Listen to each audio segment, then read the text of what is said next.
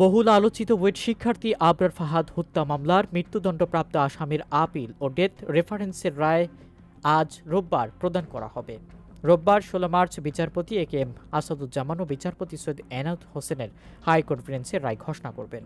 Supreme কোর্টের ওয়েবসাইটে দেখা যায়, আবরার হত্যা মামলাটি রোববার সংশ্লিষ্ট বেঞ্চের কার্যতালিকা ১ নম্বর ক্রমিকে রাখা হয়েছে।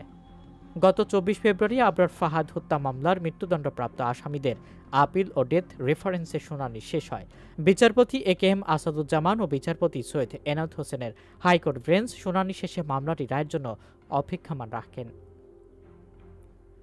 গত ১০ ফেব্রুয়ারি আবরার ফাহাদ হত্যা মামলার মৃত্যুদণ্ডপ্রাপ্ত আসামিদের আপিল ও ডেথ রেফারেন্সের শুনানি শুরু হয়। গত বছরের অক্টোবর মাসে মামলার মৃত্যুদণ্ডপ্রাপ্ত আসামিদের আপিল ও ডেথ রেফারেন্স দ্রুত শুনানির উদ্যোগ নেওয়া হয়। অ্যাটর্নি জেনারেল আসাদুজ্জামান উদ্যোগ নেন।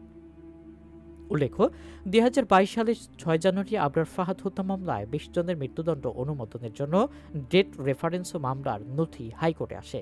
ঢাকার দ্রুত বিচার ট্রাইব্যুনাল ১ থেকে ৬,৬২৭ পৃষ্ঠার ডেথ রেফারেন্স ও মামলার যাবতীয় নথি হাইকোর্টের ডেথ রেফারেন্স শাখায় পাঠানো হয়। এরপর আসামিরা দণ্ড থেকে খালাস চেয়ে ফৌজদারি আপিল ও জেল আপিল করেন। ফৌজদারি কার্যবিধি অনুসারে বিচারিক আদালতে মৃত্যুদণ্ড দেওয়া হলে তা অনুমোদনের জন্য মামলার যাবতীয় কার্যক্রম উচ্চ আদালতে পাঠাতে হয়। দণ্ডিত আসামিরা উচ্চ আদালতে ফৌজদারি আপিল এবং জেল আপিল করতে পারেন।